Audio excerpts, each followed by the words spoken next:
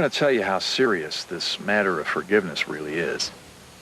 And Jesus makes it very clear that if we are not willing to forgive others when they offend us, that we are not going to be forgiven for having offended God with our sin. That's how important it is. And so that really puts an exclamation point after the fact that, yes, we are to learn how to forgive. Our lifestyle ought to reflect it in everything that we do. So let me pull some, what I think are very practical pointers out of Scripture, out of what the Bible tells us about how to forgive. The first step would be Jesus instructing us in Matthew 5 that we are to pray for the person who has offended us. That isn't easy, but it puts us in a proper posture with God, and we allow Him to take over the situation instead of trying to deal with it ourselves.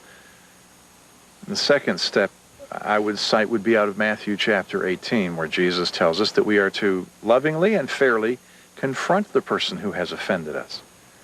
In other words, after we've prayed for them and we've assumed a right attitude, then we go and let them know just exactly what the problem is. And our desire, our goal, is to reconcile the friendship and the situation, not to nail somebody or make our point. And then the last step I would take from the teaching of Paul out of Romans chapter 12, where he says that we are not to seek retaliation or revenge, but we are to fall back on God, His justice. And from that, I think it would be wise for us to think in terms of expressing a kindness to the person who has offended us. I want to really blow you away with this one. I would suggest we take this step whether they are willing to be sorry for what they've done or not.